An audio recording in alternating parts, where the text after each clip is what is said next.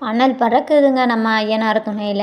அதே டைம் பார்த்தீங்கன்னா, நிலா சேரன் பார்த்து காலையில தான் அவன நான் வார்ன் பண்ணிட்டு வரேன். அதுக்குள்ளேயும் நீங்க அவன பார்த்து எனக்கும் சோழனுக்கும் கல்யாணம் நடந்துச்சு. நான் ஏன் இந்த வீட்ல இருக்கேன்? எல்லா உண்மையும் சொல்லியிருக்கீங்க. ஒண்ணு விடாம அவன் என்னைய பார்த்து என்ன பேசுறான் தெரியுமா? உனக்கு வேற ஃப்ளாட் ரெடி பண்ணி வச்சிருக்கேன். நீ அங்கே போய் தங்கிக்க. அங்கேயே இருக்க. உனக்கு அதெல்லாம் செட் ஆகுமா? அப்படி இப்படின்னு என்னென்னமோ பேசுறான். உங்களுக்கு தெரியுமா? இனிமே நான் எப்படி அங்க போறது? அப்படிங்கிற மாரிலாம் நிலா வந்து ரொம்ப ஒரு மாரி அப்செட்டா நம்ம சேரன்ட்ட பேசுறாங்க. மொத்த குடும்பமும் ஷாக்காகி நிக்கிறாங்கங்க. அதே டைம் பார்த்தீங்கன்னா, சேரன் அண்ணனுக்கு என்ன பதில் பேசுறதுன்னு ஒண்ணுமே புரியல. அவனா ஒரு ஆளுன்னு நீங்க அவன்ட்ட ஏன் கல்யாண விஷயத்த பத்தி ஏன் லைஃப்ல தலையிடுறதுக்கு அவன் யாரு? அவன்ட்ட எதுக்கு நீங்க இதெல்லாம் நீங்க போய் சொன்னீங்க?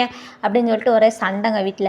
அதே டைம் நிலா கோவமா ரூமுக்குள்ள போய் கதவ அடைச்சுட்டாங்க. அத கேட்டுக்கிட்டே இருந்த நம்ம சோழன் பைக் எடுத்துட்டு உடனே ராகவ் வீட்டுக்கு போயிடணும்னா, ராகவ் வெளிய வராருங்க. வெளிய வந்தோனே நிலா ஏதாவது சொல்லி அனுப்பிச்சு விட்டாரா? அப்படிங்கிற மாரி நம்ம சோழன்ட்ட ராகவன் கேட்க, "ஆமா, வா" அப்படின்னு. "நிலாட்ட என்னென்னடா பேசியிருக்கா? நிலா என் பொண்டாட்டிடா" அப்படின்னு சொல்லிட்டு மாங்கு மாங்குன்னு வெளுத்து எடுக்குறாரு நம்ம சோழன் ராகவ. நாளைக்கு என்ன நடக்குது நாளைக்கு பார்க்கலாங்க.